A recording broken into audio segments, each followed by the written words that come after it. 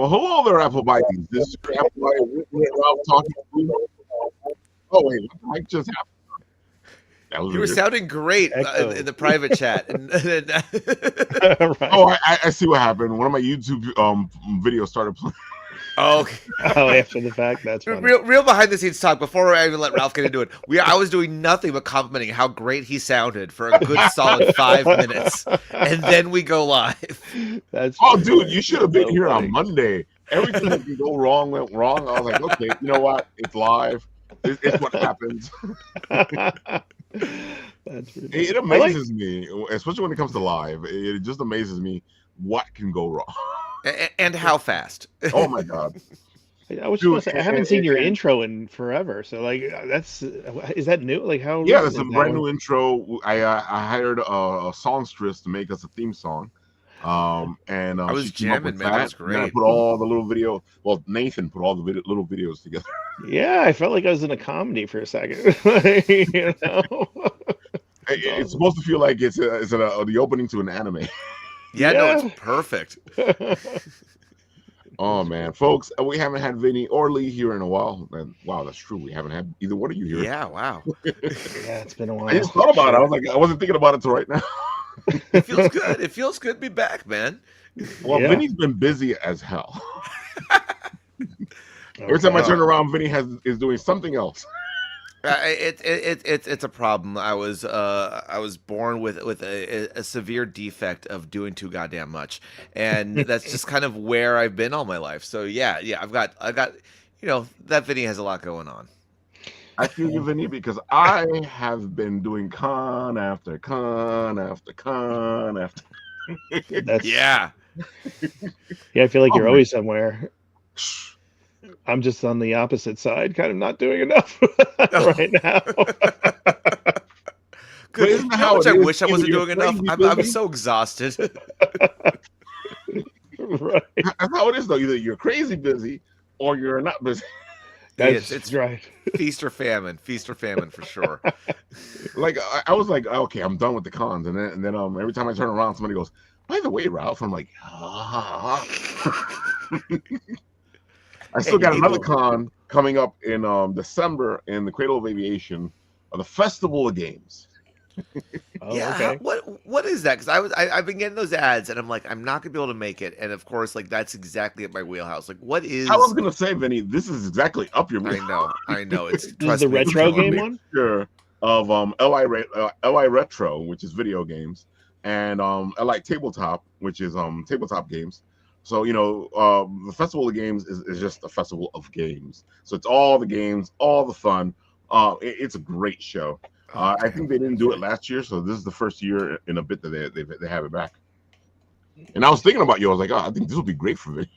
I would love to absolutely. If I hadn't already booked myself with too much and have a 2-year-old, like, yeah, of course, right, yeah. I think if I was in my 20s and a different freaking person, absolutely, I would love to be able to go. I gotta Right, say, right. with a 2-year-old, yeah, definitely. Not yet. Wait till they're 6 or I 7. remember too. You Yeah, can bring them right. along. At this point, if it's not Paw Patrol, I'm not having any luck. Right. I'm surprised you got time for anything. Because with a 2-year-old, it's constant. Oh, I yeah. don't have time for anything. I'm a shell of a man.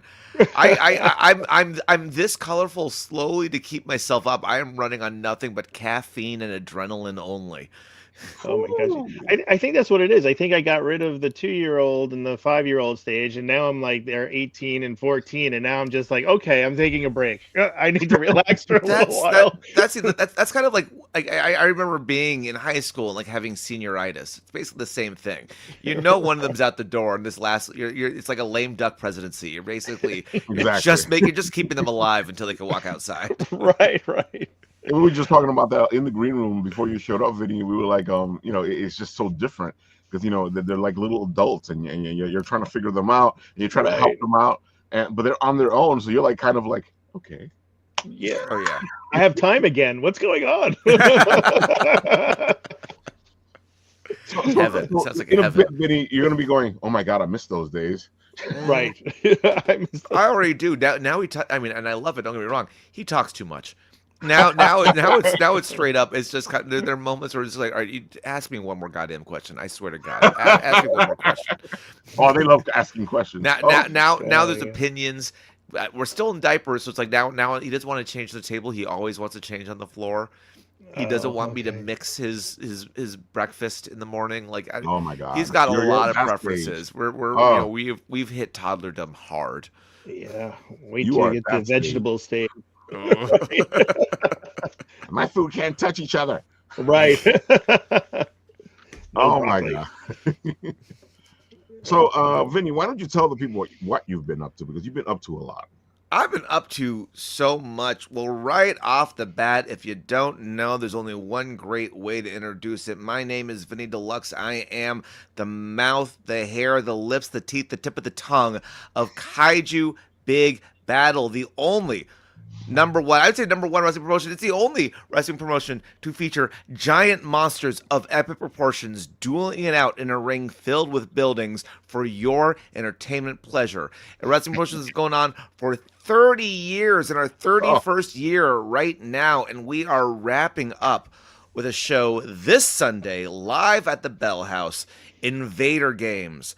Amongst many things, not only closing out our 2025 season, but giving a fond farewell to a retiring, legendary referee. You call that a knife, Dundee, who will be going off to greener pastures of what I assume is probably just an elderly home in Long Island. Who knows? But nonetheless, he will be going ahead and saying goodbye to the world of refereeing, passing the torch, and we will be sending him off properly, as well as just the general shenanigans you can expect from Kaiju Big Battle. I gotta say, I went last year to this show. It was a blast. It's just something you need to experience for yourself, folks. Yeah, nothing like seeing it live. I will say tickets now are already sold out. I think they sold out like 2 Whoa. days ago. Mhm. Okay. It's been great. I mean, I guess it's good. We're so close to the end, and we almost always sell at the Bell House. So having it sold That's out is true. good. Oh, 'cause I remember when I was there, it was crowded as heck. It's a packed show every time. However, we are also first time in a little bit now bringing back the live stream. So we will be streaming this live that's to perfect. YouTube as Yeah. well on the Kaiju Big Battle YouTube channel. So if you can't be there live, which for the most of you you can't because tickets are already sold out, you can go ahead Kaiju Big Battle on YouTube. Watch it there, and we'll have the full stream. We might even be able to get some interaction with the chat at some point during it. So definitely the next best thing to seeing it live is seeing it live from the comfort of your own home. You guys tried it out last year. You guys were trying to see if it would work. And I honestly, well, I mean, to be perfectly candid, since I've been on, we've been doing more and more streaming because a lot of my past life as a civilian was in the live stream and content biz. So for me, it's like I have a lot of the tools to bring into that. Which is why we started doing more digitally in the first place. And really, it's usually only when I'm around that we do live streams because it's all my stuff. But I mean, but I personally, I think it's, because we've been around for so long, but still it's a thing that people, 30 years, and yet we get people often who still haven't heard of us or didn't realize we're still around. I think there's no better way than opening the floodgates and letting people kind of discover or rediscover Kaiju Big Battle for really being a one-of-a-kind entertainment piece. Dude, I gotta say, like, the realization, because I saw you guys on G4 TV. Yes, And as ages soon as ago. that I realized it was the same people, I was like, wait a minute, you're the same guys. You got a brief stint in G4. I mean, there was MTV2 through that a block for a little bit. Like, yeah, it's been around, and it's one of these things I think has always been. I think of great. I'm. We'll see how well people can follow me on this one. I think of great bands like Fishbone, who are around for years. I think one of the greatest rock band. Well, it's always, I consider Fishbone like one of your band's favorite bands, kind of thing. Right. Where like most people don't kind of know or remember them, but they've been around for ages. Yeah. The pioneers in the ska, punk, metal, funk combo scene there. Amazingly talented, been around for ages, and I think still most people on the street don't know who they are. And I think we've hit that status, and quite frankly, we deserve better Fuck that. I know you said no swearing, and I've already said goddamn earlier, so we're gonna go ahead. I'm knock my I two out. cursed a while ago, so Honestly, the show coming up is an all ages show anyway. But what I'm not being paid to be PG. So, yeah, I honestly, Kaiju Big Battle is a big deal. It needs to be seen by more people. And that is what I'm here. You can see this hairdo from space for a reason. I'm here to get noticed, and I want the world to hear me the way I hear me often. So that's what I'm hoping to go ahead and bring to people. I'm gonna have to take a look at this in the streaming now since it's Oh, all sold out. Yeah, I don't think check I've it ever out, seen man. one of these. So oh my god, it's so much fun. Yeah, it is in the best possible way. Just stupid. It's just nothing but and that's me selling it. This is like yeah. it is wild. It is insane, and it is a good time. Awesome. I look forward to checking it out. I'll say this much. I was able to take my mom and my wife, two people who absolutely do not like wrestling, to a show, and they had the time of their lives. Okay, all right, that's awesome, man. I mean, I Lee, definitely this want is to check that it. fun wrestling you remember from when you were a kid. Yes, the WWF when it was called back then. Right, yeah. You know, With significantly less racism, so it's going to be fantastic. That's cool. Oh man, I don't think I've asked you how did you go from video games to Kaiju Big Battle? I mean, yeah, it's a tough. I mean, I think there is something with nerd culture and the Japanese influence of both, right? Like truthfully, the story of Kaiju Big Battle, like initially it was conceptualized by Rand Borden when he was going to college in the 90s. It was an art project. And he envisioned it more in line with the Ultraman live shows that like people still do today, the big kind of stunt shows they go ahead and put on. And Ultraman, I think now that Ultraman's able to start doing stuff in the States again, I think they've even been doing some live shows out here as well. I just saw the Kaiju Brooklyn was at a show recently. Yeah, Robo was over there, right? Yeah. So that stuff is, I mean, kind of still happening out in Japan, and so that was kind of the inspiration for this. And I think it just kind of because we're all dumb Americans, it just sort of naturally evolved into a more of a wrestling style format. And it's a lot of amazing people in our long history have graced our presence both behind the mask and in person, and we've been able to do things like go to Japan. I think it might still be up. I know we don't try to keep our full live shows up for too long, because we want people to buy them to keep us in business. But we did a show in Japan a little over a year ago. Amazing time, and the fact that we were able to bring this over, something that's kind of a spoof of what they were doing, to turn right back around to have it be celebrated and enjoyed out there in their country. It was an amazing experience. So there's a lot of wild stuff, I think, in our long 30-year history. As far as like the gaming stuff, I mean, I don't know. We're all a bunch of nerds. Wrestling is to me that makes so much sense, and I'm happy that you said that, because I'm constantly getting that bullshit where. Oh, Ralph, why don't you just concentrate the show on one thing? And I'm like, I have a plethora of interests. Why would I narrow it down to one thing?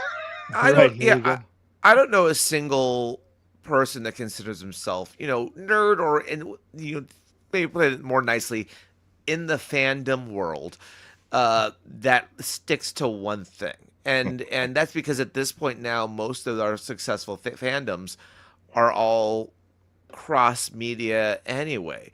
Like you can't just be a comic nerd, because you're still removing yourself from the entire movie industry that is blown up with comic books, and the number of games based on the IP, and the number of comics based on games, and it all connects. Like there is no separation. There's a good chance if you are a fan of something, that you are more likely to be a fan of other things. I don't think people are just a fan of one thing and they cut it off. No one just likes baseball and then is like, all right, well, I guess I'll watch football. It's like, you may not be as invested, but you still will enjoy other sports, right? Like, I have to assume I don't watch real sports. No, that's true.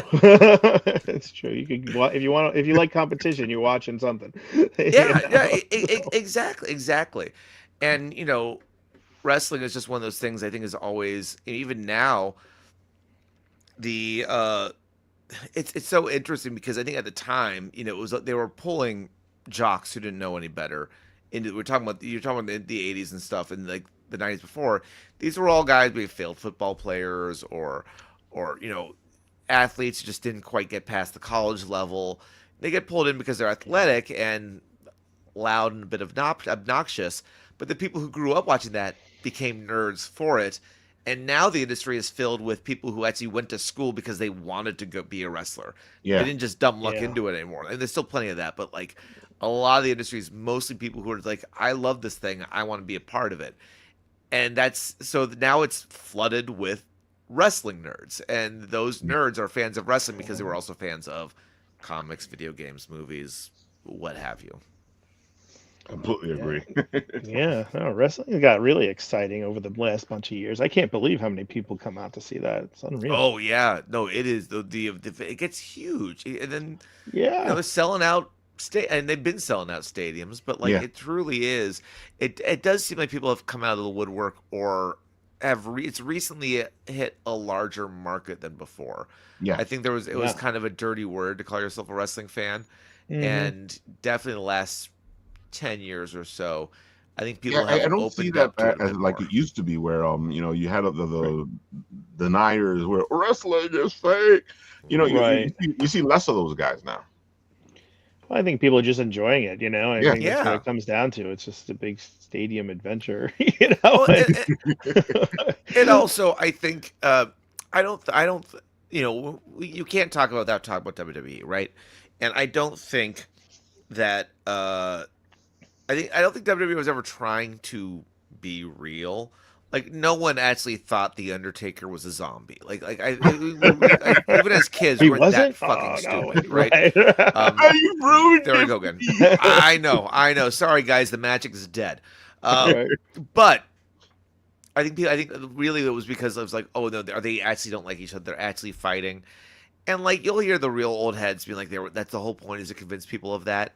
Yeah. But like the convincing even then is not about. It's about how easy you can suspend your disbelief in the first place, right? It's about being able to buy in, and so like I don't know, we all kind of, no one thought it was real.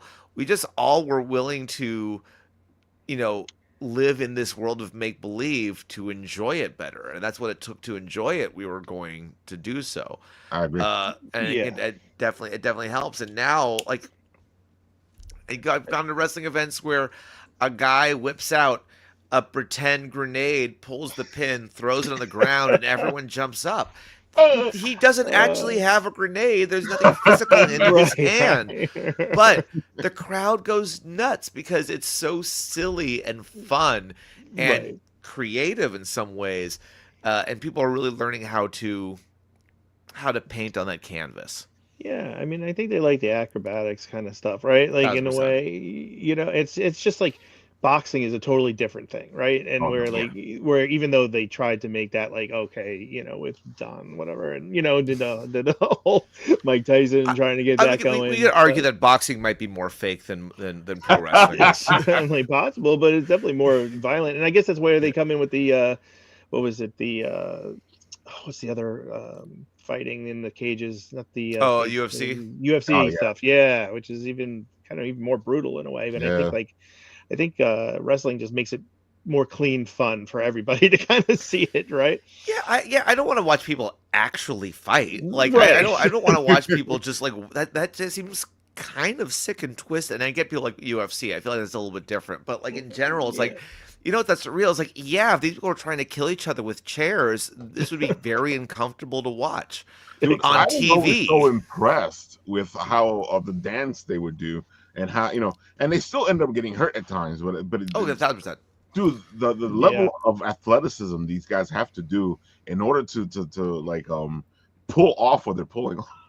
I've Right. I've long stated that pro wrestling deserves to be in the Olympics, and I think that if they could have fucking dressage in the Olympics, there is no reason we can't have pro wrestling in the Olympics. But we would treat it not as competition in like Greco-Roman, but like gymnastics, where it's a routine.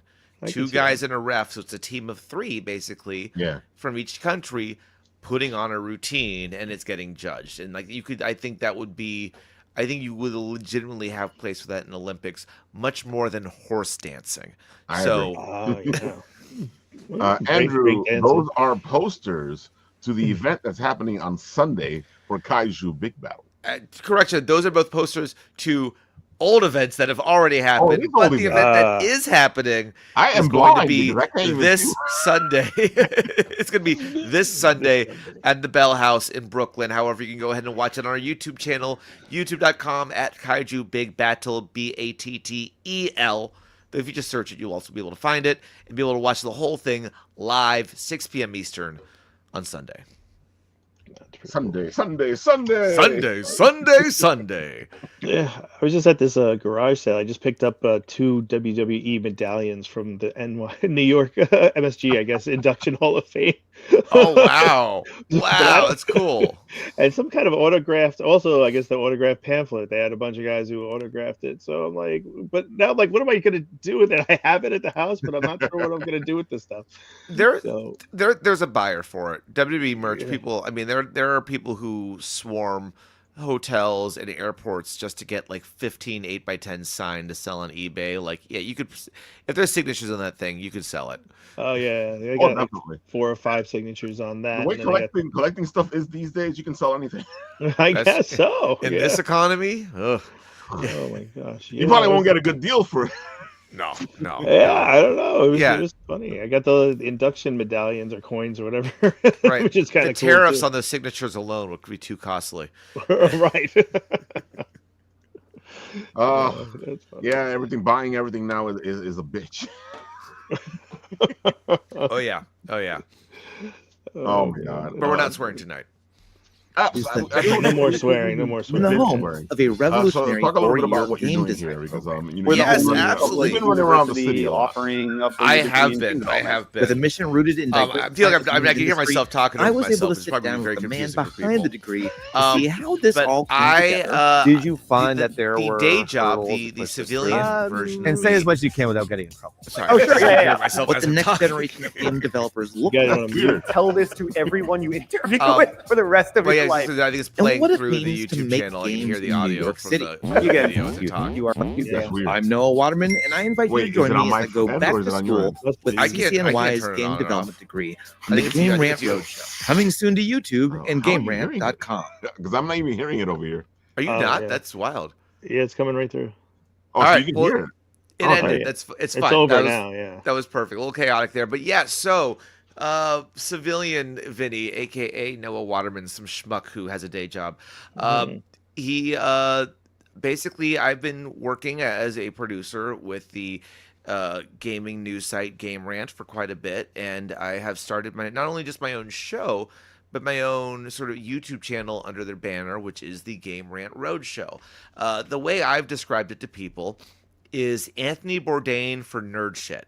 And that's basically what we've done. So being on the Game Man idea, you know, we talk about nerddom, like gaming is me, right? I love the wrestling performing, but really I am, you know, I was joking with someone the other day that like I grew up Jewish, but I feel more in touch with being a gamer than I do with a lot of my religion. As far as when I talk about my identity, it just it's kind of is. And so, yeah, so I've been doing this show for a little bit now. We've got 2 episodes up so far. The idea is I'm going to different places, in sort of the gaming sphere and gaming culture, and getting kind of behind the who, what, where, when, and why. Our first episode was over at Video Games New York, which is down in the St. Mark's area. An amazing retro, I don't say retro games, but it's an amazing independently run game store that underneath the hood has so much more going on. They have an Right. event arm. They are a independent video game publisher. They are working on doing music publishing to get video game soundtracks out there. They are and they do all these events, and they like literally you can't go to any video game based con and not see their hands, their footprint in some part of that event. So it was an honor to get to talk with them. Just last week, I think, we released our second episode where I went to City College of New York, CCNY, and sat down with the guy who's the head of the game development program, which is one of the only. It's the only 4-year game development program in New York. It could be in a larger sphere than that. I don't know for sure, but only game development program in New York like that at a public institution, which means their focus and their drive is towards accessibility. Being part of the CUNY system, it opens itself up to a group of people that otherwise might not be able to go to a college with a 4-year game degree. And the idea is to help incorporate and bring these other communities and these other people that the game development, the AAA studios have kind of been untouchable, and kind of provide them the same resources that people of privilege who want to be in the industry often get. And it was an amazing honor to see the work. And they only just launched their program in May, and they already have like 80 students declared for the major. So like I was gonna say that I was they're off to a great surprised when I was start. watching the video because Yeah. I went to NYCC. Oh, you went to see CCNY, yeah? Yeah, I went. Yeah, all those acronyms. Right. Right. CNYC. CCYY Yeah. NYC. Yeah, so I went there for a couple of years, Okay. and I that's why I was like watching the video, going, they didn't have this program when I was younger.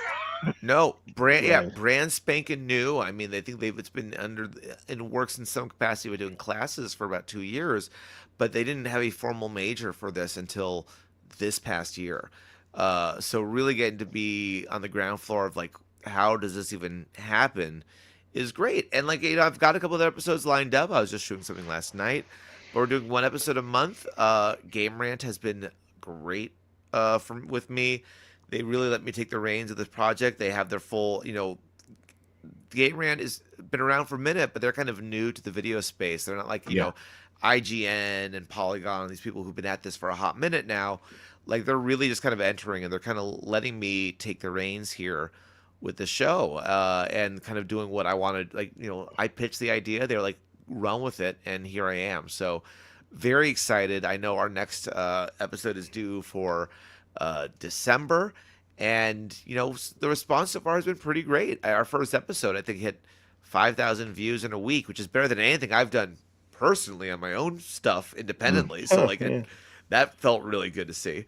And I'm hoping we're off to the races from here. So it's been a real good time. Game Rant's been around for a while though. Yes. They were more written before, right? I mean, they still primarily as a news site, they're still kind of primarily the blog sort of space, but like, Okay. yeah, they were a spin-off from Screen Rant when that was, Right. which is primarily movies and stuff That's like what that. I thought. Okay. Yeah, but Yeah. it's been it's been around for a long while now. So we're just kind of only really seeing the beginnings of what we can do in video, which is I think late to the party, but better late than never. And I think with the other stuff they're doing outside of the things I'm doing with them, it's really exciting to see kind of be at a place where we can really spitball ideas and try stuff like this, which may not be news, but focuses on gaming as a culture and the people. And hopefully this picks up, I can expand my reach beyond New York and start traveling to other states, other cities, and that's cool. see what the gaming scene is out there, because I think every city has its own unique game culture, just like It does, yeah. Yeah. just like how music can be regional in certain way. Like rock from Detroit will be different than rock from Louisiana, right? Like you could have those differences, and I think you'll see that with gaming too. So I'm really excited to see, no pun intended, where this show can take me. That's really cool. What's the next topic that you're So the next talking about? topic we're doing, we're going to be going to Wonderville. I just shot it last night. We're going to Wonderville, in Brooklyn, an amazing indie arcade. Yeah, it's half art gallery. No, I'd say third art gallery, third arcade, third event space. Truthfully, every arcade machine they have in there is a piece by an independent game developer, whether it's someone local to the community or out and about. Uh, Wonderville, they always have some great events going on. We were just there for their Scrapeboard tournament, which is a game made by these two developers, Blake and Frank, who are awesome. It is like Dance Dance Revolution meets Tony Hawk's Skate with the little like actual physical skateboard peripheral they made. And the idea is that, there are metal contacts on the board and it's 4 metal plates. And based on what you have to do, you have to slide with your feet, your skateboard, to the front 2, the back 2, the sides, and like literally like push your skateboard around by just shifting your weight in these patterns. And it is a lot of fun. I am too old to be doing that and not losing my entire breath, but it was still an absolute blast.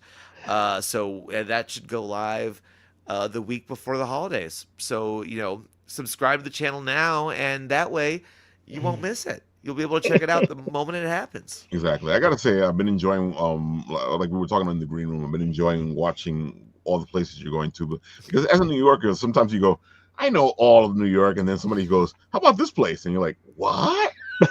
So it's wild. I have an ongoing list now of all the places I want to do for this show, right? And like I have to keep track because, like, God forbid we're not, picking up steam the way I want. I want to make sure I have enough episodes to last me a while.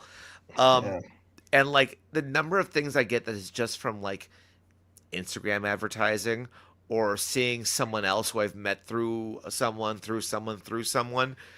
suddenly post that hey, I'm at this place right now. This is really cool. And I'm like, all right, I will have to wait till go check it out next year when that event happens again, and I will circle back. It's a lot of that kind of stuff. But there's and a long time ago when I was first kind of moving out here for good, I had a friend tell me that if you're bored in New York City, it's your own damn fault. I agree. That's true. The truth is, like 100%, there is. If you're bored, you're just not looking hard enough because there is so much to do out here. Yeah, New York is just event after event, thing after thing, place after place. Whether it's food, video games, it's all here, right? For the taking. It doesn't have to cost you an arm and a leg either for everything. That's true. Yeah. I mean, it does, but it doesn't have to. It does, right? It doesn't have to, right? Yeah. Your choice as well, because there's places you can go that won't cost you that much. Right. Yeah. Exactly. So, like, I would say one thing great about Wonderville, like all the machines there are free play because some of the games they have are so avant-garde and so unique that like you might not want to spend a quarter or something on it, but like this way you get to truly experience it without that feel of like having taken your money or like, oh, it's hard because it's meant to be a quarter guzzler. Like, no, they're just there to try out what wild things the amazing community in New York can come up with. That's awesome. So how often do you shoot then for these episodes? I mean, I would say I'm averaging once a month because we're airing once a month, but like, I'm also trying to get it. We only kind of just started. It's still relatively new, and I'm trying to get ahead. So like I'm trying to set up my January episode shooting hopefully next week, and then hopefully I can be a month or two ahead as I shoot these. But really, that's always the best way to go, because I know when I was doing the recorded version of the written writ, I would be like 4 or 5 episodes in just to make sure that they were ready to go. I'm also like, I got I'm able to get a camera guy. Shout out to both my friend Ed, who did the first one, who was a former coworker of mine when I was at WWE, and my friend Brendan, who used to work at PBS and for local news. Like, nice. I've been lucky to be able to get Game Rant to kind of freelance hire them so they can shoot for me for these, and they've both been fantastic to work with.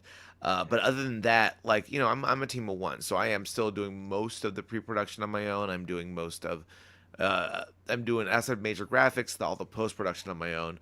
So like I only have so much time to go out because I also have to, edit and put the videos together. Yeah. We know that. Yeah, it's all time consuming, right? it's a lot. It's a lot. Definitely is. People think it's like you film it, you put it up. No. Just the editing alone, folks. Just the editing. And I'll say Oh yeah. most of the time I'm shooting, I'm making these are half-hour shows, but I'm shooting 4 hours. Yeah. So it Yep. is far easier to cut 40 minutes down to 30 minutes than it is 4 hours down to 30 hours, yeah. minutes, right? Oh, Like definitely. that and still have something that feels cohesive and tells a story. Like it is, anyone who doesn't think the creativities in the editing is an absolute idiot, because like I'd say that I do most of my creative work at that point, and otherwise I'm just a loudmouth. I'm just talking constantly, hoping I come up with enough gold to fill a half hour. Right. I gotta say, you're That's completely what- right. With all the editing we've done here and all the events we hit, it's a lot of the times there's stuff that doesn't even get seen because Yeah. we don't even use it. Yeah. Right. Well, that's all the stuff that goes on the floor, but maybe you could salvage it for mini clips at some point. I mean, Well, that's what I know we're doing now. It's like we'll post anything that's a cut of the episode goes to the main channel to help Pwn and back, but then it's all all the shorts and reels we're doing for the Game at Roadshow. That's all the cutting room floor content, because there's so much gold. There's so much things that I'm like, I wish I could put this in here, but I can't. But maybe there's still value in it, and I think that's what's nice about kind of this day and age of content and TV and everything, is that there's always if something of value can always have purpose. Yeah, I think the cutting room floor stuff has now become more valuable than ever. Definitely. Oh, yeah. and that's the whole thing. It's great for teasers and all the other stuff, but Yeah. it's amazing like how Bring back back in the day- DVD special features. That's what Right. I really need. right, director's cuts. And, Oh, I say you that all know. the time. I was like, if we would like saving this stuff and putting it somewhere, people would be like, when did that happen? Well, what's that?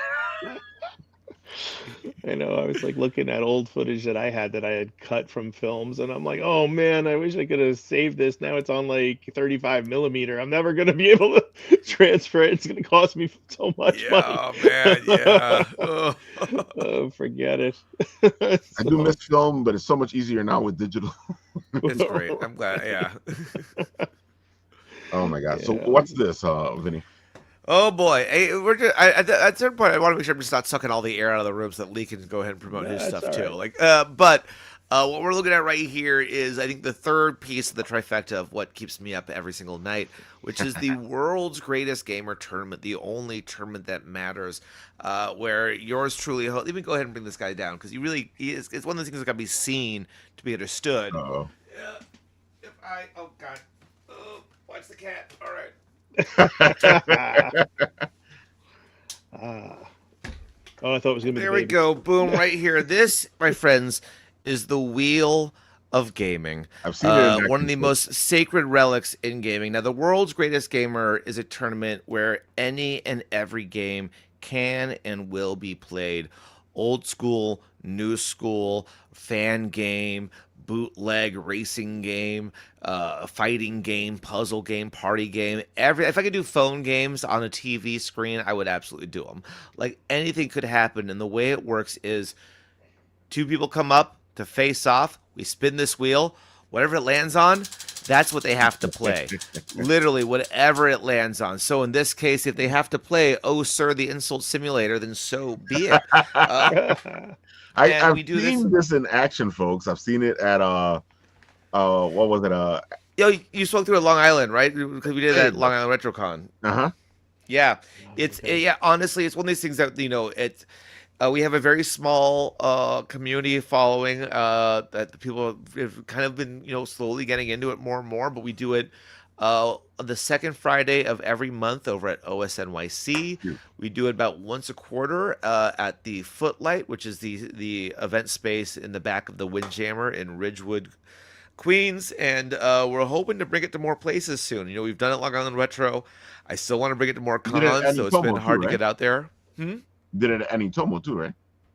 Well, I saw it. Yeah, kinda. I didn't do the event at Anitomo, but I did promote it by just having the wheel in the games. You there. did a version of it. I remember. Yeah, that was like free play. I just had people come by. We spun the wheel, and then they just face each other. That was and a lot of fun. and people really dug it. No, yeah, the idea is I tell people it's kind of like karaoke. If you're good at it, you're kind of missing the point. In that, like, it's the great equalizer. You don't know what you're going to get. You might get lucky and get a game that you know and the other person doesn't.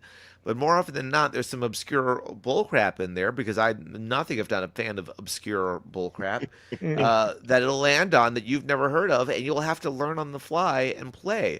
And it's silly, it's fun. I spend half the time on the mic just berating people because Like I roasting can't. people. Oh, 1,000%.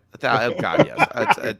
I have no shame, and I can't help myself. And for some reason, I think everyone are gluttons for punishment because they keep coming back for more. So, like, But it's you been know, gaming is all about that kind of talk anyway. Right, the yeah, abuse. but I'm not facing them. I have no risk. I have no dog in that fight. At this point, I'm just doing it because I can. It's not trash. I guess it's trash talk if I'm trash talking both of them. But Oh like, yeah, both of them. Yeah, definitely trash talk. but yeah, no, it's an absolute blast. This one we do also. I also when I can. I haven't done it in a little bit, but I'm going to try to start streaming them again soon. We stream them from on location to the Bizarrcade. That's my personal channel. Bizarrcade. Where a lot of my old videos are. I don't post as much on the Bizarrcade anymore because I'm so busy with everything else I'm doing. Yeah. But I still do this event, and it's been an absolute blast.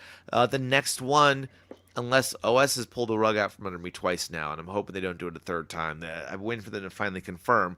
But the next one is supposed to be on the 12th at OS New York. So nice. if someone's watching this and this kind of wild, silly idea interests you, it's $5 to enter. 4 passes to OS, 4 full day passes for OS New York to win. Low risk, high reward, and more importantly, it's just dumb, silly fun. That It is. seems to be the through line with everything I'm doing here. Is it's stupid. You should come out and do it. Exactly, man. Well, And Yeah. you know, why I not, think right? we're too serious all the time. That's Yeah, right. why so serious, right? Exactly. You know how I got this scar? Exactly. A Mohs procedure. Some I think practically that's my skin favorite cancer. part of it is him explaining the scar, and he keeps changing the story. Oh yeah, absolutely. Oh yeah. That's All right, funny. Lee, tell the people right. all the good stuff because you got something going on as well. Absolutely. I got yeah. something going on for sure. So I've got a screenplay contest. In general, I'm a filmmaker and screenwriter, and we decided that we were going to do a screenplay contest. This will be the 3rd year doing it. It's going to be opening on Monday, December 8th. So that'll be open for entries, which would be pretty cool. The idea is it's short screenplays. The winner gets about, I think this for the 3rd year, we're doing $50 award. And then you also get an interview on It Came from the Radio. And then we're also doing comic books with this year. First time we're going to actually take in comic books as a part of the competition. The winner there will also get $50 and actually be on the written writ for their interview with Hell yeah. Raphael. So it's pretty cool, the concept. I think like we're doing like short scripts for each. I think I guess for the comic books is about 24 pages. You don't have to, it could be published. There's no time limit on it. It could be an old book, send it in. Could be just no artwork. That's fine. We're just looking for mostly the words. So, and to see if it's a good story. But And it's a good thing you're doing that because usually with the writers of the comics don't usually get this kind of a treatment. Yeah. that's what I felt. And, as we were saying before, that it's kind of like a full circle of like what's going on, like comic books overlap with movies and vice Yeah. versa and all that stuff. And I figured this year, let's try out with the comic books. The first year that we did, last year's last session was the winner. We did actually a Zoom table read. We Oh, that was tried fun. that out. That was a Yeah, lot of fun. that was pretty cool. We tried that out. It worked well, but if I was worried that like we'd have too many characters on the winning script, that I wouldn't get enough actors. So this year, what we did was we gave a $100 reward for the winning script, and they'll have that interview on It Came from the Radio with Mark Torres. Yep. So that should be coming up soon. And we're hoping this year it'll be even cooler with the comic books, and we'll have 2 interviews going on, and I'm pretty excited about it. Are you looking for something in particular, or can they throw They can, anything? any genre is fine, as long as it's not necessarily adult. So everything else is good, That's a right, very that's a very you can put that one on your OnlyFans. I feel like right, you can do that as a right. separate. Yeah. Exactly. That's a whole different story there. So yeah, no, yeah, I'm excited about it. I think it's fun. We kind of I actually the comic book part inspired by like adapting Mark's comic book Oh, Designated, that's right. As the radio play. So we did a radio play, and that I just thought that was kind of a cool thing to do. Just adapt this comic book and make it into a screenplay. And I think that kind of just led to the idea of doing some comic books and having those come in and see what we could do there. Maybe at some point we could, evolve and actually do a read for that again. Yeah. For the winter. So that's the idea. And yeah, like I said, I've been a screenwriter and a filmmaker for a long time, so I just felt that it would be nice. And the pricing isn't like crazy either, so that's another thing. So $20, you're in, and you can make double your money, a little bit more than Yeah. double, and then and have the interview, which I don't think anybody really gets when these No. do these screenplay contests. It's a lot Usually of them are just like, win either the money or whatever it is. You don't really get to talk about your project. I think that's great. That's why I like when you asked me about doing it here in the written writ and for the comic book. It makes total sense to me. These are the people I talk to anyway. yeah, I think it's a great thing. I mean, look, I've done a ton of screenplay contests and submitted, and you get like a laurel at the end on some of them. If you're Mhm. lucky, if you're selected, if you win, maybe you get in front of a good reader, or then you have to pay like another $100 to get a review, and it Yeah. just becomes like a whole money pit for writers who don't really have money in the first place. Yeah, right. Such a Oh, lucrative, definitely. otherwise high paying. Right. And if it gets you to the point where like maybe we do a read at some point, you get the feel of like what your script sounds like other than you reading it out to yourself. So you're also giving them feedback on what they're putting in, which people don't get. As a Yeah. writer, feedback is rare because most people will go, "I liked it. I didn't like it," That's the and you worst. sit there going, "Why did Right, you not like right. it? Why did you like?" Yeah, help out. Help somebody out. Come on. Yeah, exactly. And that's the thing. I think that's what the interview like can bring out for somebody, like why it was a good script, why it was worthwhile for that person to do, which I mean, I think writing in general, you just want to get out there, you want to get your stuff out there, you want to like, even if it's just for yourself, but you just want to get it out of your system, get it Oh, to hopefully get somebody to read it, and if not, it's fine, but Yeah. hopefully find out if it's good or not. Go back Is to the it good? drawing Is board. it bad? Yeah, I mean, or just some general comments. I mean, I like feedback on all my stuff, so I always make edits and things like that if I have to. And sometimes I'm just like, oh, that's ridiculous. I'm not doing that. I'm sticking with my guns.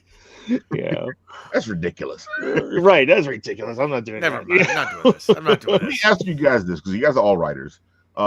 Why do you think that people, when they come to talk to you about whatever you let them read of your work, they just either want to tell you it was good, it was bad. They really just don't talk about it.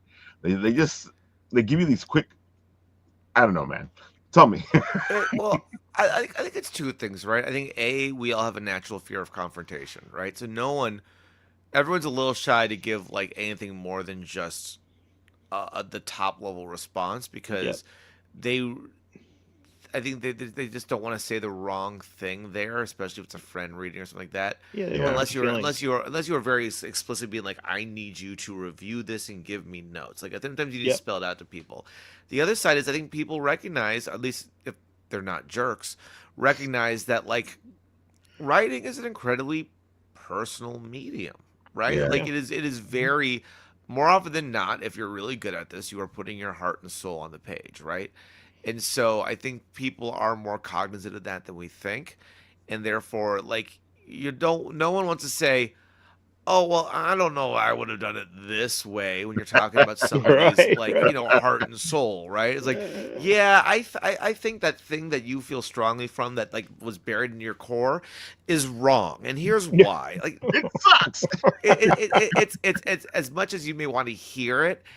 I think people need some coaxing to give it, I because agree. I agree. at Yeah, a I think top so. level they recognize that they are more worried about offending than providing feedback. I also think there's Yeah. that times that, like, I don't know, I'll have like my wife read something, and her response usually is, "This is really good, but what do I know? I'm not a writer." And Yeah. and That's a good and response. That is a Yeah. response though. that's a response, and I think my counter to that is always kind of like, I don't want notes from a writer because they're going to look at it as a writer. But Yeah. like, if my audience aren't writers, then I don't care what writers think. If my audiences are average people, then I want to know what average people thought. I want to Yeah. know what, someone just coming in blind thinks, because the truth is like that, Siskel and Ebert gave dumb reviews to great movies many times, and That's they were true. Yeah. experts, That's true. Yes, right? they did. And like it is Yeah. not a symbol of what is good just because because of people who are paid experts in the medium say Yes. it's good or not if the rest of the world disagrees, right? So like it's Yeah. important, I think, to not write for your peers but write for your audience. And so I always would rather, I don't want someone who thinks they know how to do these things to do it. Yeah. Because that's what you're I asking these want people, because you don't want, if I wanted those people, I would talk to those people. Right, Yeah. I mean, right, but that's why their confidence in giving notes is I such a get you. problem. Yeah. yeah. Yeah, Yeah. I mean, also find that people, you just don't visualize the work No. enough sometimes. It Yeah, you're depends right. on what you're reading, right? So if you like, screenplay, right? You're trying to visualize the action, visualize, the dialogue and how it's coming across. And some cases, like people just don't know. yeah, They just don't know, and they'll just say, "Yeah, this seems good to me." Right? I don't know. I'm not really a writer. I'm not. It looks like it'll. Yeah, it's great. Some guys jumping off a skyscraper with a parachute. Yeah, it's perfect. yeah. Like that seems fun. Like, Right. That seems like a great thing to do. I got to the point where I was like trying to fit within a budget too, so it's like you're reading and then you're writing it and you're like, I know I only have like 5 grand to spend on this thing, or I'm yeah, raising enough money. So you start to even alter it that way. And that becomes a challenge too, because I started to, at one point, it wasn't just for myself and my audience, but it was like for the budget that I thought I was going to have, so yeah, you got to be careful there too. I'm happy you said that, Lee, because I talk on the show. I talk about on the written writ all the time. When I'm doing the videos, when I'm doing all the stuff, I talk about the fact of why are you writing, and it's an important question. If you need to know why you are writing. Like Lee, right there at that moment, is writing because he needs to stay in budget. He needs to get this thing done, and he's trying to make it happen. So there's all these rules for you to write that, and you have to Yep. write it a certain way. Like you said, it's not, you probably is not the way you want to write it, but you have to write it that way because you need to fit this mold. Right, you try to fit the mold, but you're also trying to make it as quality as you Exactly. possibly can, right? And yeah, it's like, and that's the whole thing. Like, and I feel like with the shorts, it's like you could put a story in 15 pages. I mean, people do it in 60 seconds now. Yeah. I mean, you could do a whole arc for a character, and you could come out of that, theater or that read and say like, yeah, that was a complete piece. Yeah. That was fine. I want more, and that's great. That's what you want, but you could say like, okay, I don't need to necessarily see more if I don't want to. I've got it all. And even though it's kind of like a teaser, you want to make a feature, which is a lot harder because there's just a lot of elements that go yeah. into that. I mean, with this 15-minute screenplay, at least you could kind of write that, create it, whatever. Like a feature is just, that's a big budget. I mean, I think AI can only get you so far with that kind of stuff, Yeah. at least right now. So, that's why I kind of tend to stick with the shorts right now. So, Yeah. Lee, do you think it's I would curious to get your thought on this, because do you think it's easier to write a short than it is a feature? Most of the writing I do is a different medium than it's supposed to, like narrative film stuff. But I think about anytime I do a lot of D&D, for instance, right? And Mhm. I've always found it's easier to run a campaign than Yeah. it is a one shot because I have to come up with something fully cohesive Yeah, in one session. yeah. Yeah. Is that equitable? Do you think to like a feature versus a short, or do you think it's a little different? Yeah, I mean, I think I guess it is kind of different. You're trying to get more of a point across faster, with the Yeah. short and with the feature, you could kind of like, Slow even burn though, it, yeah, slow burn it, but every scene still got to move forward, right? But right? you just have a longer marathon to run here, that kind of thing. And there's like a whole, like for me, it's like a whole outline. It's like, who are these characters? It's background information, if you're thinking Yeah, about it. With the short, you can kind of do that, but more on an abbreviated version. I also write like campaigns and stuff like the email campaigns and marketing materials and all that kind of stuff, and yeah. you really are trying to hit fast and be like as entertaining and make that click as quick as possible. So yeah, I mean, I but it's a knack, right? Like it's you got to train yourself for these things, right? Like it's really, if you're going to do a feature, you should, you gotta take the time and really go through it with, and you want to like just get that full experience for the audience, and Yeah. and your own pacing when you're writing it. It's really not easy, If I so just like if people can't tell, I like to talk a lot. I'm a little long-winded, and for me, when my writing is also kind of like that. So I Yeah. like when I can take my time, and Yeah. so the idea of having to keep something short is like that's where my anxiety kicks in. Yeah, I like keeping things, it's I have this sometimes a similar thing, but I don't speak a lot out loud, but I do it all in my head, right? And Yeah, it's all right, just yeah. it's all in there. And when I put it on paper, I'm like, man, this monologue is way too long, and that's where I start to like, okay, how do I edit myself? And I All right, do you this. really are peeling back a little bit. Yeah, and that's the same thing with the shorts. And all that other stuff. Like even my, like if I'm doing an email campaign, I'm like, oh, is that too long? That's 2 paragraphs. That's, that might be ridiculous, for somebody to read it, especially these days. Oh my! It's Right. like These it's people like, get upset. oh yeah, have 4 bullet points and a little intro and you're done. And the call to That was action. so long. I It know. took forever. Exactly, but you're also trying to pinpoint it and be like, structure that, getting that mindset. You have to get this out like not, fast, but also you have to get it out accurate, and it's got to be Yeah. like right to the point. So it's It's so funny that you guys are saying this because I've written a couple of short bits and here and there, especially to film. And a while back, I was writing this little short. There was a little kung fu short, and I was just trying to get it done. And I let the people read it, and they were like, "So, what happens? This? Why is that? Why is this like this? Yeah. Why is that?" I'm like, "It's a short. I can't Right. get into all that." Not enough time. No, Yeah, it's not enough time. Yeah, you're yeah. right. And it was so funny because they asked all these questions. I'm like, great questions, beautiful questions. And if we were doing a feature, we would be answering all these questions. Right. But that's the good part, is that you leaving it to the imagination also. It's like that's where you could go like, hey, that's your thoughts. You think about that, on your end. Exactly. Yeah, yeah. That's kind of what I like to do. You have like a 15-minute movie, and you hopefully you get all the main answers, in there for the questions that people would typically ask, and then the rest is up to them, when they think Yeah, there about you it. go. There you go. And if they want more, they'll ask. I mean, I we did find that like a people nowadays, they want you to give them everything. And then yes. when you don't give them what they want, they get upset, which I find that's what fandom is now. They 1,000%. want you to give them what they want. They want you to Right. figure out what they want.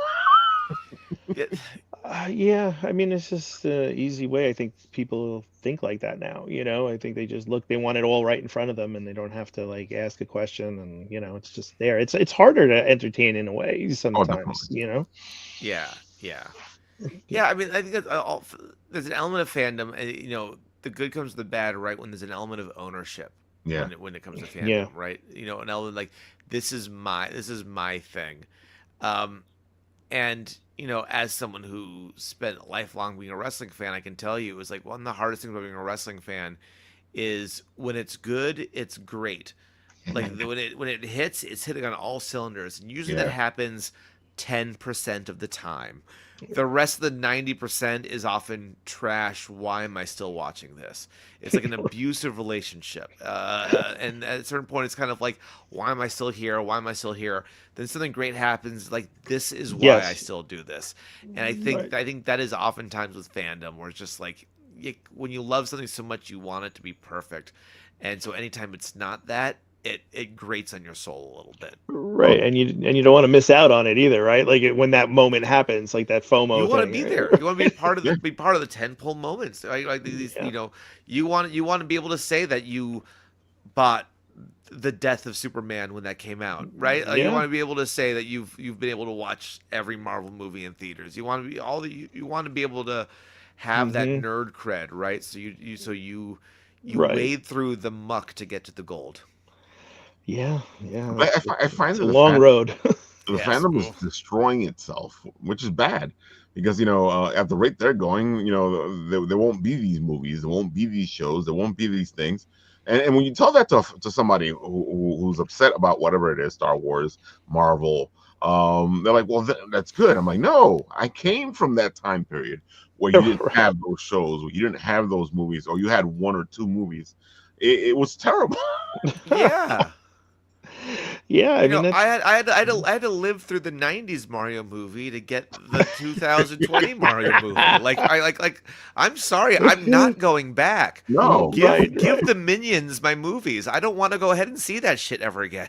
I know. How many times did we see Spider-Man reincarnated? Like, it was ridiculous forever. The Amazing Super Friends or whatever. It's happened so much. There's an entire generation of Spider-Man movies I didn't see. Yeah. I never saw the Andrew Garfield ones.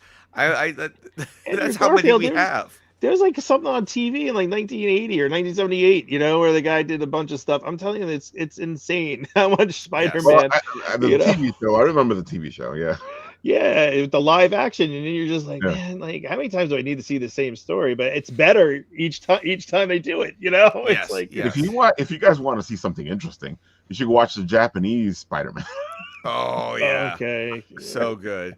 So wild. Well, it's like I have a very strong connection, and as do many people from my generation, with the Ninja Turtles, because the original '80s and '90s cartoon, like that was it, right? And as someone who not just from the cartoon, but because I got my first Ninja Turtle action figure as the hey Noah, please don't cry, when my parents were getting divorced at 3 years old. It's kicked off a lifelong connection to this. And I can honestly say that the best versions of the Ninja Turtles are happening now. They did not happen then. And I think but there's been so many of that every generation has their own, and even the bad ones live long enough to become good ones in a way. I just started reading the IDW comic run of the Ninja Turtles. Absolutely fantastic. In my head, as someone who grew up with that, and I know most people my age think that's the Ninja Turtles, that cartoon, I'm like, this is it. No, people are missing out on where the good stuff is. And so part of it is just how, when fans get to grow up to control the IP, you actually end up getting better products, I think. Yeah, I agree. That goes back to what I was saying about wrestling. When now all the wrestlers are people who grew up as fans, not just random athletes they pulled off the street. It's now we're getting a better product because these people care more about the industry and the culture of the industry as a whole than the paycheck. And I think that actually starts to make a bit of a difference. I agree. I feel like half the time what ends up happening is that the studios decide, we don't want that nerdy, geeky stuff here. Right. Don't read the comics. Right. Don't read the books. Don't, because we're doing something else. Yeah. I think it ebbs and flows. I think you get these spurts of this is going to be awesome by the fans, and they're helping create all the content, right?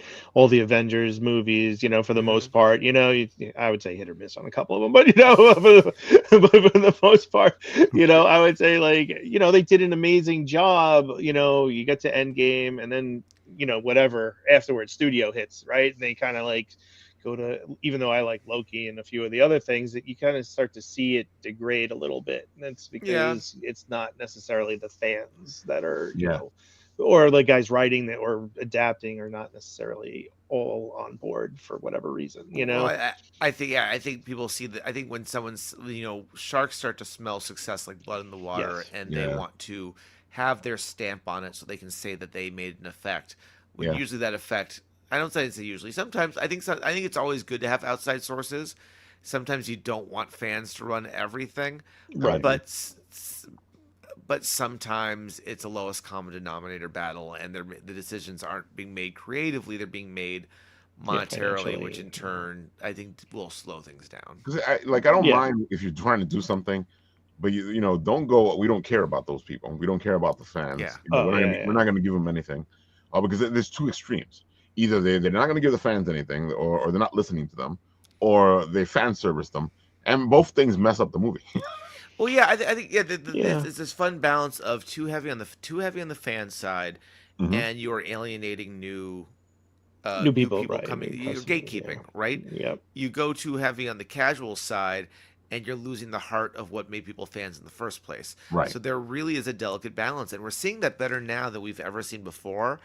But it's not. I mean, it's not being done. Like, look at who remembers the recent Power Rangers movie? Like, Yeah. we're not really talking about it for a reason now, right? Like, I think that's a perfect example of something like didn't quite understand what brought the IP to the dance. Yeah, and I think you start to get to a certain demographic. Like you're out of the demographic they want to reach, the Yes. studios, right? It gets to a point where it's like, an Ewok in 1987 was good, right? Or whatever, but now not, like for Tough to prove, but go right. on. Tough to, well, Muppets were like a big thing for a while, Yes. right? So that was like it hit that moment, and then now it's kind of like, oh, that's crazy. Like, wow. I think we've all circled back on Jar Jar being fine, right? Like not good or bad, just I was about okay. to say that. I think it's funny He's that okay. Yeah. Yeah. People are talking about the pre movies, Yeah. and they're like, "Oh my god, they were great movies," and I'm like sitting there going, "You said," and it's the same people that were like, "Oh my god, this shit sucks," Right. Yeah, right. Yeah. and I'm like, no. "Dude, you said that." I was like, "I never said that." Right. And then it starts to open up to like back to the maybe not so many superhero genre movies, superhero movies coming out. Now it's back to like regular kind of, dramas or whatever that they're trying to bring back into it, into the theater. That's a whole other, thing. So it's like, are we exhausted on comic book stuff, or, now they're coming back with like, oh, it's a real drama from whatever, and moving from Game of Thrones on television, and maybe they'll make a movie, or whatever it is, Right, right, yeah. because quality TV seems to be on like a lot of, I mean, at this HBO or point, whatever. I'd rather have TV shows than movies now. I mean, I think Yeah. going back to what I was saying, when I was talking about the D&D thing, the analogy, like short stories versus Yeah. long campaigns. Like I like now that I like the idea of an ever-going story more Yeah. than something that has a beginning, middle, and end. Mhm. You're saying Most TV something shows don't that's get that, interesting but to me, because it's funny, because when a movie fails, you're like, okay, whatever. They don't know that it's limited. They only had a certain amount of time. If they get a Yeah. second movie, they're lucky. When a TV show fails, you sit there going, dude. Yeah. Yeah, right. There goes the first season. It's done. Yeah. I'm like, dude, you had 12 episodes. You couldn't figure it out. Yeah, that's true. There's always an Yeah. element of like when it's good and it gets that next season, it's great. But how many Right. times has a good TV show not gotten footing and Oh, left definitely. you with blue balls because they didn't Yeah. finish a storyline? Yeah. Like Show. all the way back to Pirates of Darkwater, and the fact that they never even explored the other half of the world it Yeah. angered me so much as a kid. And probably only me, Even the which is old why it D&D got canceled. cartoon, they never gave us an ending. No, The D&D. Yeah. That last movie was We got pretty an good. ending the later D&D. on, but that was a whole fan thing. the D&D movie was fantastic, and Oh, if the it D&D hadn't come movie, out yeah. at the same weekend as Mario, Yeah. we would have Oh. gotten a sequel. But it got buried in the box office. Yeah, but that And was a at this good point one. now, if you don't kill it, you're not. Yeah. Hollywood doesn't care. There It's are a rumors bad that system. we might get something. I was never Well- expecting to see another D&D before that. After that one with what was it, Marlon Wayans or something? Yes, Yeah. yes. After that, I was like, all right, I think this is it. And it's such a great idea too. Like, I don't know how they could mess that up, but they messed up G.I. Joe too. So. I gotta say though, they did it right this time, because when I'm watching the movie, it actually felt like I was watching a Big campaign. campaign. You actually it was very well like, done. I was telling a friend of mine that I can feel the conversation happening behind the screen.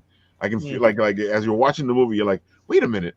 I can hear them like arguing with each other in the back. Yeah, Like, I'm gonna let my nerd hang low here, but I'll be honest. My only problem with the movie was I don't like the Forgotten Realms setting. I find it so boring. Like I find the standard D&D setting is so like milquetoast fantasy. But like I enjoy watching the Critical Role cartoon on Amazon right now for a kind of reason that it feels like it's still D&D, but it has a little more uniqueness to the world, but still keeps a lot of the same stuff. Right. Like I wouldn't mind seeing that same fantasy. It was nice to see original fantasy in some capacity, and the movie was fantastic. But I'm just not a fan of the Forgotten Realms. It's so funny because D&D is you can create your own universe, but you know what it is. Hollywood is like, well, it's already there, so why should we create our own thing? Yeah. Well, yeah, originality's hard to get through there. It seems like it's easier to get it on television than like an actual movie.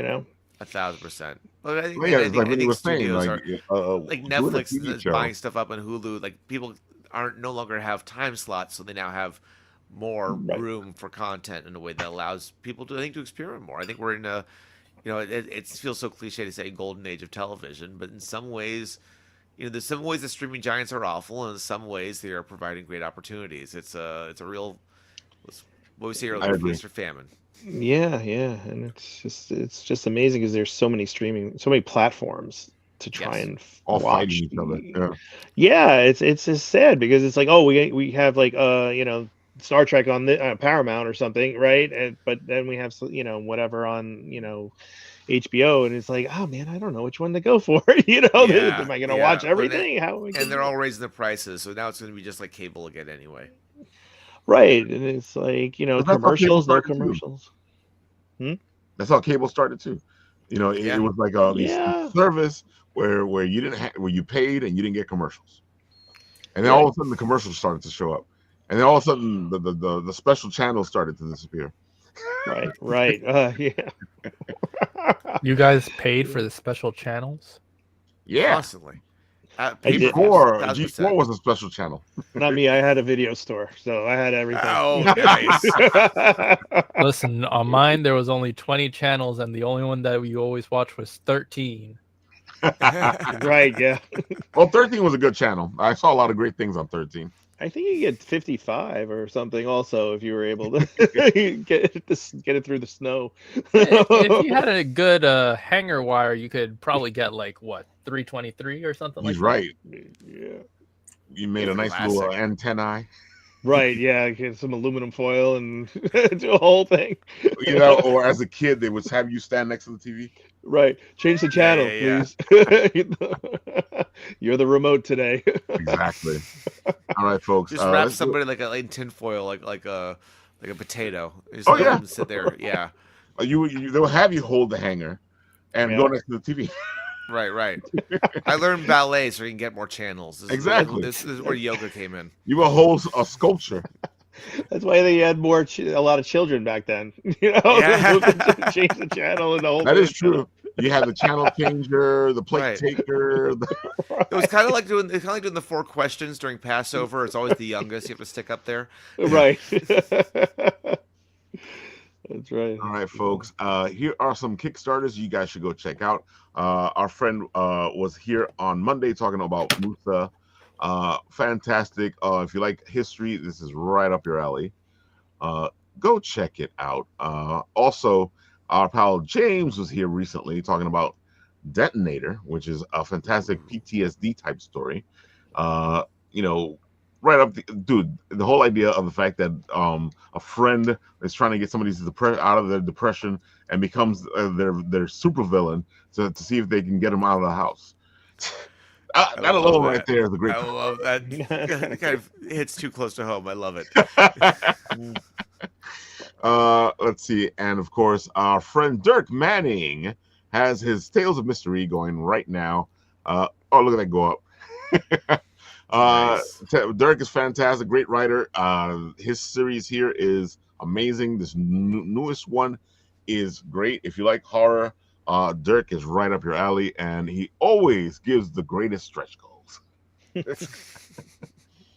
And of course, I have to talk about the teddy bear because I got my own teddy bear, and this book is fantastic. It is a girl trying to save her teddy bear, who was trying to save her, and now the whole thing is that she has to go into the world of Nod and save her teddy bear from what's captured him. That's adorable. Great I love story. it. A great story, folks. Go check it out. Let's see. I'll play the videotape. Hold on. Ladies and jelly beans, my name is Kira Burton, published poet, and this is my big brother James, and we are the writers of the Ballad of Nod.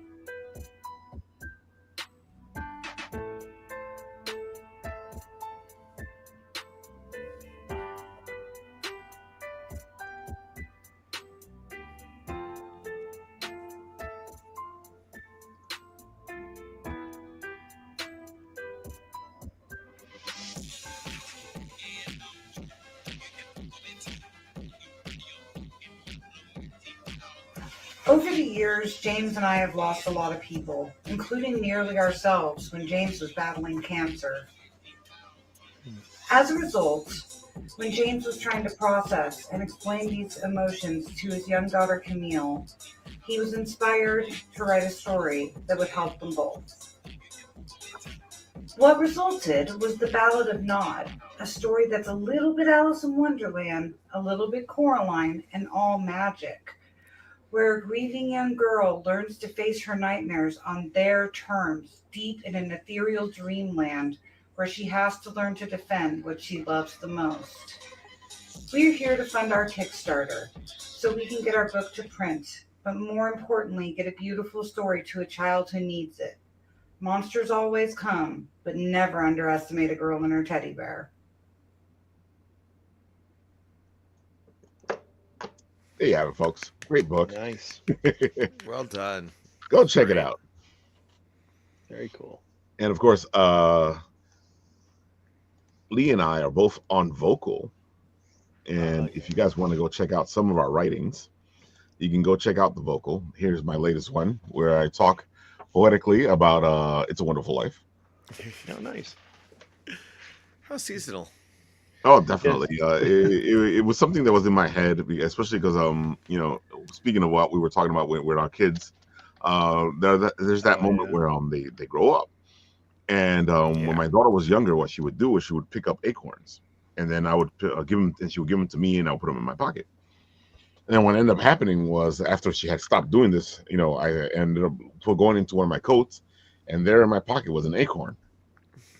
And this was like years later, so it's one of those moments. Oh, that's cool. And it was one of those moments where you sit there going, "Oh, I get it. I get Zuzu's pedals now," because I got it then, but now it made way more sense.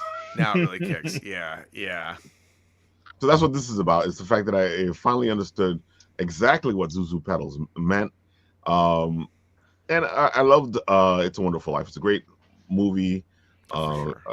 great story. It's just something that we should think about because sometimes we speaking of depression, we just don't see ourselves the way other people see us.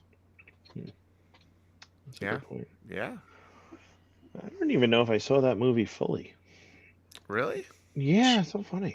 I've seen that movie so many times. feel like I always like watch it, and then I'm like, I start watching it, and then I'm like, okay, and then I move on. I don't think. I've Yeah, seen honestly, the whole thing. that's true. I don't know if I've seen it all the way through, or I've just seen enough parodies in other shows of "It's a Wonderful Life" all the way through that carries the narrative for me. That's a Jewish thing, to be honest. Like I feel like, you know, I mean, that's how like. I couldn't get away with I couldn't get away from it in the 90s. So in the 90s it was everywhere because everybody had the rights to it, and it was all the channels, and it was all oh my god, you could not see it. I mean, my wife makes me watch the Ten Commandments every year, so like it's like 4 hours of craziness, you know. God, it's such a long movie. It's like hard to see already. Lee, I'll say that's how I felt the Christmas Story, because I didn't even know. Yeah. I feel like I turned 18 having never even heard of A Christmas Story, and suddenly like I go to college out here, and like everyone is talking about how this is their like Christmas classic. It's like maybe it's just because I'm Jewish that I missed this movie completely. Right, it'll pop your eye out, don't you? The little BB gun. Yeah, right. I know it is a thing out here for sure. Yeah. With A Christmas Story, I couldn't get away with it because it was Ralphie. That's right. You're screwed. So whether I wanted to see it or not, you know, I do love the movie, but whether I wanted to see it or not, it was going to be shown to me. Yes. He has your name. Yeah, you're in there. That's so funny. Mr. Nathan, anything you got to tell us? Is he there? It's just been the OBS no camera screen. So I'm mute anyway. Sometimes he has the camera, sometimes he doesn't. All right, folks. One more time, let the people know where they can find you guys. That way they can go looking for you. Starting with Vinny. Oh boy, I got the long list here. Yeah, if you want to go ahead and check me out, well, a lot of my personal stuff can be found at Boss Monster Kaiju across the board for I guess anything involving pro wrestling or just my life in general. At the Bizarrecade on socials for anything in the gaming sphere, and that includes things like the World's Greatest Gamer that you see up there, where we do our gaming tournament where every round is a different game. The second Friday every month at OS NYC and more. Check out the socials to see when the next one is coming up, as there is so much going on. Of course, you can also go ahead and check out the Game Rant Road Show, the show I host on behalf of Game Rant, where I go to different places in the video game culture and scene of New York City. We just aired our second episode for CCNY. Check that out, because after that, we've got a great one coming where I'm heading over to an arcade bar that has got to be seen to be believed. So please support the Game Rant Road Show. We're doing one video a month, and if that blows up, then we've got so many more great things coming up. And then, of course, the piece de resistance, the number one thing, the thing that, quite frankly, is the reason I dress up and spend 8 hours on my hair with enough product to kill a horse, is Kaiju Big Battle. 30 years of giant monster wrestling, and it is all leading up to this Sunday at the Bell House for Invader Games. Amongst many things going on, of course, we are sending referee Dundee off to his retirement. His final wrestling match will be reffed by him at that show. But more importantly, it is just a good time. If you've never been to a Kaiju Big Battle show before, you are missing out. What is wrong with you? Do yourself 50 lashes, 20 push-ups, then come back and see me, because we got a full healthy dose of giant monster action waiting for you. And if you're not coming to the Bell House show, well, you are in luck. Don't tell them I never gave you nothing, because Vinny's going to be going ahead and putting the entire show online at the Kaiju Big Battle YouTube channel, 6 p.m. Eastern. Check right in there. Get the entire show, bits to bobbins, end to end, happening in your face live. Jump in the chat with us while we're doing the show. It's Oh, froze. I'm gonna get my streaming ticket though. That's an interesting place to. I can't even talk. They heard him talking about things he wasn't supposed to. Oh, maybe. See, folks, that's why you need to go to Kaiju Big Battle, because they're trying to stop him from telling you. It's funny because Mark is like, did you know that they made a sequel to A Christmas Story? Yes, I did. Yes, I did. It's a great movie. I saw the sequel. It was pretty good.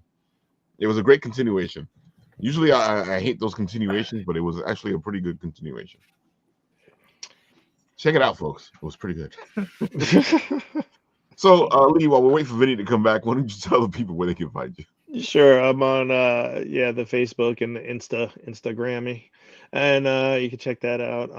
Lee Kolinsky or L Kolinsky, and then you can check out the Blue Eye Screenplay Contest on Film Freeway. Just type it right in, and you'll find it right there.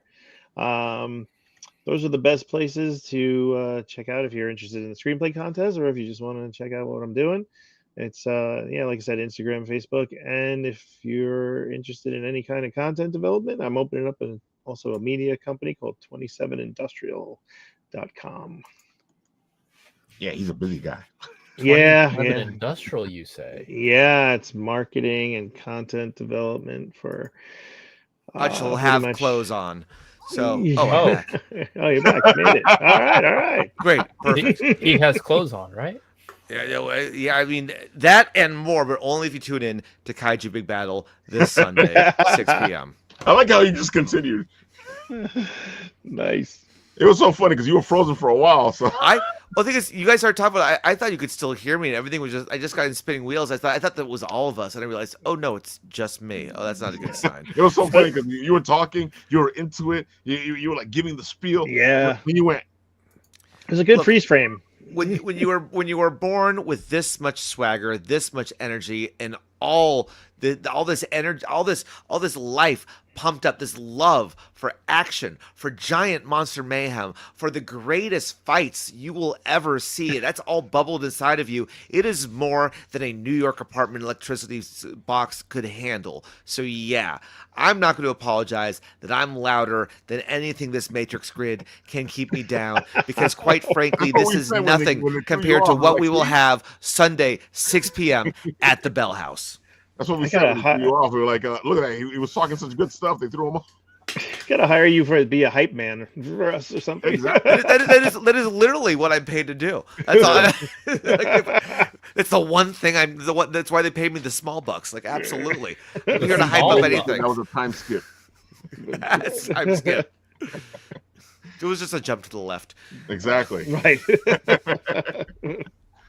Folks, I hope you guys have enjoyed yourselves today. We've had a lot of great conversations, a lot of great geeking out, all these beautiful bits and pieces. I hope you join the contest, whether it's the video games or the screenplays and comic scripts. There you go. Go, have fun, do something, join something.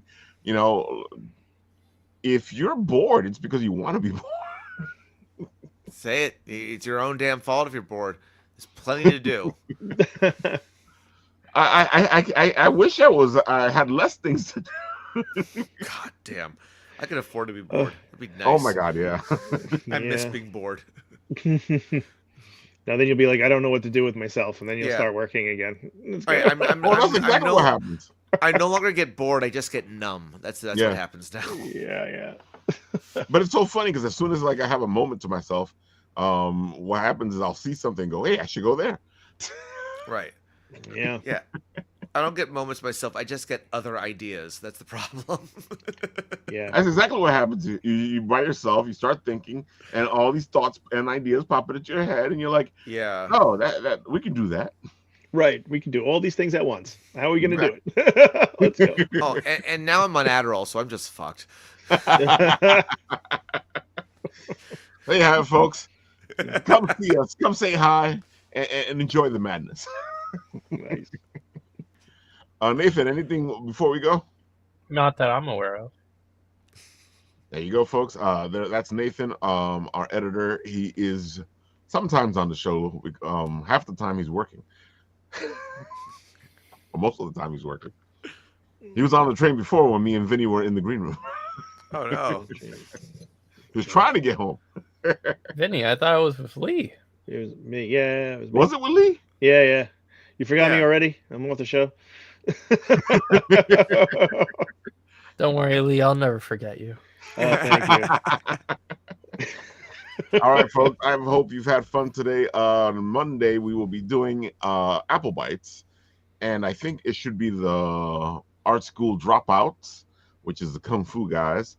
At the same time, Hit Point will be here talking about their game and the fact that they will be at the Festival of Games next weekend at the Cradle of Aviation, which we will be there as well, having fun and doing a bunch of gaming things. And of course, Hit Point is doing a tournament at the Festival of Games. And of course, Shadow Rabbit will be tabling at the Festival of Games. Ooh, There's a lot of reasons why you should be at the Festival of Games, folks. Festival of Games. that's awesome. And a lot of reasons why you should check out Monday's show. Yeah. Of course, next week, Wednesday, we'll do the Written Writ all over again with a bunch of different people or maybe the same people. I don't know. You never know. Only if you want to open that can of worms again. Keep talking, man. All right, folks. Hope you have a great night. And of course, on the Written Writ, what happens when the show ends is I press the button and we're